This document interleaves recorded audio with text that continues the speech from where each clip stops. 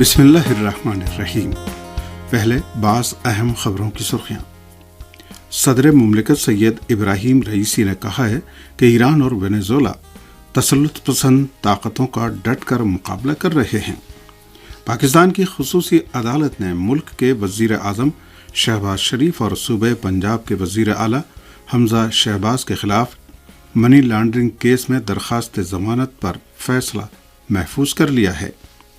فلسطین کی مزاحمتی تنظیموں نے غزہ کے ساحلوں کے قریب جدید ترین میزائلوں کا تجربہ کیا ہے، اور یمن کے سرکاری ذرائع کا کہنا ہے کہ جارحِ سعودی اتحاد نے ایک بار پھر جنگ بندی کی خلاف ورزی کی ہے۔ اہم خبروں کی سرخیوں کے بعد اب خبروں کی تفصیل۔ صدر مملکت سید ابراہیم رئیسی نے کہا ہے کہ ایران اور وینزویلا تسلط پسند طاقتوں کا ڈٹ کر مقابلہ کر رہے ہیں۔ وینزویلا کے صدر نکولس مادورو کے ساتھ مشترکہ پریس کانفرنس سے خطاب کرتے ہوئے صدر مملکت سید ابراہیم رئیسی کا کہنا تھا کہ دنیا کے آزاد اور خود مختار ملکوں کے ساتھ تعلقات کا فروغ ایران کی خارجہ پالیسی کا بنیادی ستون ہے۔ انہوں نے کہا کہ ایران کی طرح وینزویلا بھی دشمن کی پابندیوں اور سامراجی طاقتوں کے مقابلے میں ڈٹا ہوا ہے اور اس کی استقامت بے مثال ہے۔ صدر ایران نے تہران کاراکاس تعلقات کو اسٹریٹجک قرار دیتے ہوئے کہا کہ دونوں ملکوں کے درمیان برادرانہ تعلقات کا سلسلہ جاری رہے گا اور تعاون کا 20 سالہ معاہدہ ہمارے عزم کی نشانی ہے۔ واضح ہے کہ صدر نکولس مادورو کے دورہ تہران کے موقع پر ایران اور وینزویلا نے جامع تعاون کے 20 سالہ معاہدے پر دستخط کیے ہیں۔ اس معاہدے کے تحت دونوں ممالک سیاسی، اقتصادی، ثقافتی، سیاحتی شعبوں کے علاوہ تیل اور پیٹروکیمیکل کے میدان میں ایک دوسرے کے ساتھ تعاون کریں گے۔ پاکستان کی خصوصی عدالت نے ملک کے وزیر اعظم شہباز شریف اور صوبہ پنجاب کے وزیر اعلیٰ حمزہ شہباز کے خلاف منی لانڈرنگ کیس میں درخواست ضمانت پر فیصلہ محفوظ کر لیا ہے۔ میڈیا رپورٹوں میں بتایا گیا ہے کہ شہباز شریف اور حمزہ شہباز منی لانڈرنگ کیس میں عبوری ضمانت میں توسیع کے لیے لاہور کی اسپیشل سینٹرل کورٹ میں بذات خود پیش ہوئے۔ شہباز شریف اور حمزہ شہباز کے وکیل امجد پرویز ایڈوکیٹ نے کہا کہ شہباز شریف اور حمزہ شہباز کی ضمانت کے لیے اتنا ہی کافی ہے کہ انہیں جیل میں شامل تفتیش کیا گیا۔ عدالت کے روبرو کوئی شہادت نہیں لی جا سکی۔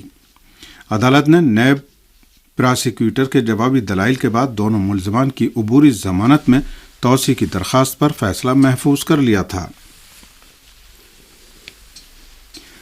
آخری خبروں کے مطابق پاکستان کے وزیر اعظم شہباز شریف اور پنجاب کے وزیر اعلیٰ حمزہ شہباز کی عبوری ضمانت میں توسیع کر دی گئی ہے۔ ہندوستان کے زیر انتظام کشمیر کے کلگام ضلع کے کھانڈے پورہ علاقے میں سیکورٹی فورسز اور مسلح عسکریت پسندوں کے درمیان تصادم میں مبینہ طور پر حزب المجاہدین سے وابستہ ایک عسکریت پسند مارا گیا ہے۔ سری نگر سے ہمارے نمائندے کی رپورٹ کے مطابق ہندوستان کے زیر انتظام کشمیر کی پولیس نے اس انکاؤنٹر کے بارے میں تازہ جانکاری فراہم کرتے ہوئے ایک ٹویٹ میں کہا ہے کہ کلگام انکاؤنٹر میں کالعدم مسلح تنظیم حزب المجاہدین سے وابستہ ایک عسکریت پسند مارا گیا ہے۔ قبل ازیں ذرائع نے بتایا تھا کہ پولیس، فوج اور سی آر پی ایف کی ایک مشترکہ ٹیم نے کلگام کے کھانڈے پورہ علاقے کو محاصرے میں لے کر تلاشی آپریشن شروع کر دیا۔ انہوں نے کہا کہ اس دوران جوں ہی تلاشی آپریشن کی ایک ٹیم مشتبہ مقام کے نزدیک پہنچی تو وہاں چھپے عسکریت پسندوں نے فائرنگ شروع کر دی، جس کے نتیجے میں فریقین کے درمیان تصادم شروع ہو گیا۔ افغانستان کی اعلیٰ مصالحتی کونسل کے سابق سربراہ اور افغانستان کے اعلیٰ سیاستداں عبداللہ ہندوستان میں اپنے اہل خانہ سے ملاقات اور اپنے 43 روزہ قیام کے بعد افغانستان واپس پہنچ گئے ہیں۔ آوا نیوز ایجنسی کی رپورٹ کے مطابق افغانستان کی اعلیٰ مصالحتی کونسل کے سابق سربراہ اور افغانستان کے اعلیٰ سیاستداں عبداللہ نے افغانستان واپس پہنچ کر پریس ذرائع سے گفتگو میں امید ظاہر کی کہ ملک میں انصاف کی بنیاد پر پرامن فضا قائم ہوگی۔ انہوں نے افغانستان کی طالبان انتظامیہ سے مطالبہ کیا کہ وہ ملک کے حالات بہتر بنانے کی کوشش کریں۔ بتایا جاتا ہے کہ عبداللہ نے ہندوستان میں اپنے 43 روزہ قیام کے دوران اپنے اہل خانہ سے ملاقات کے علاوہ ہندوستان اور افغانستان کی موجودہ انتظامیہ کے تعلقات بہتر بنانے کی کوشش کی ہے اور ثالثی کا کردار ادا کیا ہے۔ واضح ہے کہ افغانستان کے سابق صدر حامد کرزئی اور افغانستان کی اعلیٰ مصالحتی کونسل کے سابق سربراہ اور افغانستان کے اعلیٰ سیاستداں عبداللہ افغانستان کی ان معروف سیاسی شخصیات میں سے ہیں جو افغانستان میں اشرف غنی کی حکومت ختم ہونے کے باوجود اپنے ملک میں باقی رہے ہیں۔ یہ خبریں آپ کی خدمت میں ریڈیو تہران سے پیش کی جا رہی ہیں۔ فلسطین کی مزاحمتی تنظیموں نے غزہ کے ساحلوں کے قریب جدید ترین میزائلوں کا تجربہ کیا ہے۔ میڈیا رپورٹوں کے مطابق فلسطینی استقامتی تنظیموں نے اپنی دفاعی اور عسکری طاقت میں اضافے کے منصوبے پر عمل کرتے ہوئے غزہ کے ساحلوں کے قریب فوجی مشقیں انجام دیں، جس کے دوران کئی جدید ترین میزائلوں کا تجربہ بھی کیا گیا۔ رپورٹوں میں بتایا گیا ہے کہ یہ میزائل غزہ کے ساحلوں سے سمندر کی جانب فائر کیے گئے اور انہوں نے اپنے اہداف کو کامیابی سے نشانہ بنایا۔ فوری طور سے فلسطینی تنظیموں کے میزائل تجربات کی تفصیلات سامنے نہیں آ سکی ہیں اور نہ ہی ان تنظیموں کے نام بتائے گئے ہیں جنہوں نے یہ تجربات انجام دیے ہیں۔ فلسطین کے استقامتی محاذ نے اپنی دفاعی اور حربی توانائیوں میں اضافے کی غرض سے پچھلے چند مہینے کے دوران غزہ میں متعدد مشقیں انجام دی ہیں جنہیں رکن الشدید کا نام دیا گیا۔ یہ مشقیں ایسے وقت میں انجام پا رہی ہیں جب اسرائیلی ذرائع ابلاغ میں شائع ہونے والی رپورٹوں میں کہا جا رہا ہے کہ صہیونی حکومت نے گزشتہ چند ہفتوں کے دوران جنین شہر پر حملے کے منصوبے کا کئی بار جائزہ لیا ہے۔ رپورٹوں میں بتایا گیا ہے کہ صہیونی فوج کا خیال ہے کہ جنین کے خلاف کسی بھی قسم کا حملہ غزہ کے ساتھ وسیع جھڑپوں اور جنگ کا سبب بن سکتا ہے۔ اس دوران جہاد اسلامی فلسطین نے شہید کمانڈر محمود العموری کی برسی کے موقع پر ایک بیان جاری کیا ہے جس میں کہا گیا ہے کہ ہمارے مجاہد ساتھی صہیونیوں کے مقابلے سے دستبردار نہیں ہوں گے اور پوری قوت کے ساتھ اس مقدس راستے پر گامزن رہیں گے۔ مقبوضہ فلسطین کے شہر صفتر کے بس ٹرمینل میں وسیع پیمانے پر آتش زدگی کا واقعہ پیش آیا ہے۔ فلسطینی ذرائع کا کہنا ہے کہ آگ لگنے کے اس واقعے میں 18 بسیں جل کر راکھ ہو گئیں۔ یہ بسیں الناصرہ شہر میں ایک اسرائیلی کمپنی سے متعلق تھیں۔ ابھی آگ لگنے کی وجہ سامنے نہیں آئی ہے، تاہم بتایا جاتا ہے کہ اس واقعے میں بھاری مالی نقصان ہوا ہے۔ صہیونی پولیس نے تحقیقات شروع کر دی ہیں۔ حال ہی میں مقبوضہ فلسطین کے مختلف علاقوں میں آتش زدگی کے کئی واقعات رونما ہوئے ہیں۔ آتش زدگی کے ان واقعات کی خبریں ایسی حالت میں ذرائع ابلاغ میں آئی ہیں کہ صہیونی حکومت نے ان خبروں کو سینسر کرنے کی بھرپور کوشش کی ہے۔ یمن کے سرکاری ذرائع کا کہنا ہے کہ جارحِ سعودی اتحاد نے ایک بار پھر جنگ بندی کی 142 بار خلاف ورزی کی ہے۔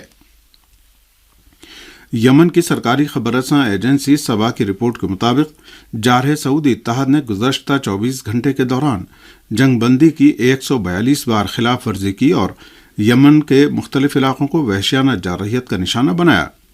سعودی اتحاد کے اپاچی ہیلی کاپٹروں نے نجران کی فضا میں 37 بار پروازیں کی، جبکہ یمن کے مختلف صوبوں کے علاقوں میں جاسوسی کی پروازیں انجام دی اور مختلف علاقوں کو جارحیت کا نشانہ بنایا۔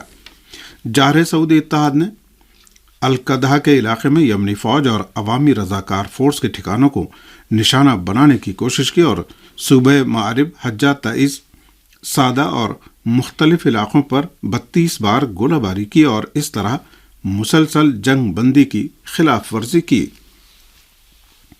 جارحِ سعودی اتحاد نے یمن کے مختلف صوبوں میں یمنی فوج اور عوامی رضاکار فورس کے ٹھکانوں کے علاوہ یمنی شہریوں کو بھی فائرنگ کا نشانہ بنایا اور اس قسم کی کارروائیاں 74 بار انجام دیں۔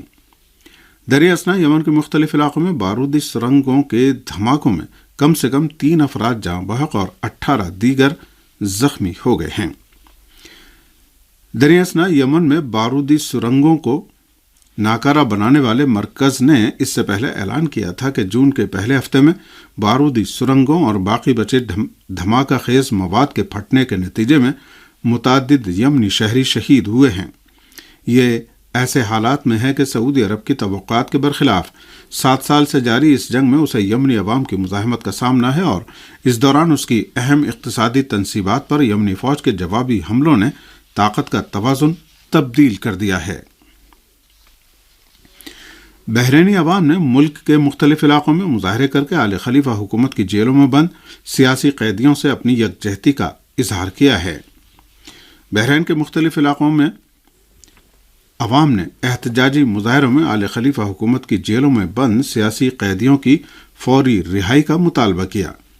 مظاہرین نے اپنے ہاتھوں میں ایسے بینر اور پلے کارڈ اٹھا رکھے تھے جن پر آل خلیفہ حکومت کی مذمت میں نعرے بھی لکھے ہوئے تھے۔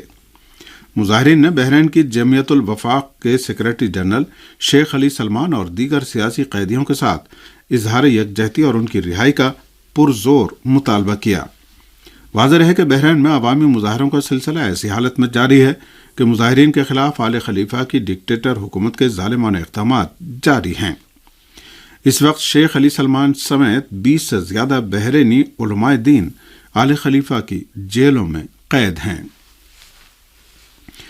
فروری سن 2011 میں بحرین میں عوامی تحریک شروع ہونے کے بعد سے تقریباً 50 علماء کو جلا وطن بھی کیا گیا ہے اور کئی بحرینی علماء کی شہریت منسوخ کر دی گئی ہے۔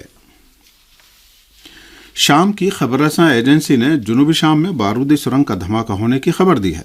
شام کی سرکاری خبر رساں ایجنسی کی رپورٹ کے مطابق جنوبی شام کے صوبے درعا کے دیر العدس علاقے میں اس وقت دھماکہ ہوا جب ایک گاڑی بارودی سرنگ سے جا ٹکرائی۔ اس واقعے میں 5 عام شہری جاں بحق اور 30 دیگر زخمی ہو گئے۔ بعض زخمیوں کی حالت تشویشناک بتائی جاتی ہے۔ ایمنسٹی انٹرنیشنل نے سعودی عرب میں گرفتاری کی شدید الفاظ میں مذمت کرتے ہوئے اس اقدام کو خود سرانہ قرار دیا ہے۔ ایمنسٹی انٹرنیشنل کے جاری کردہ بیان میں کہا گیا ہے کہ سعودی عرب میں خود سرانہ گرفتاریوں کا سلسلہ بدستور جاری ہے۔ بیان میں سابق سعودی انٹیلیجنس افسر سعد الجبری کے داماد اور بیٹوں کی فوری رہائی کا مطالبہ بھی کیا گیا ہے۔ ایمنسٹی انٹرنیشنل نے اس سے پہلے سعودی عرب میں اجتماعی سزائے موت دیے جانے کی بھی شدید الفاظ میں مذمت کی تھی۔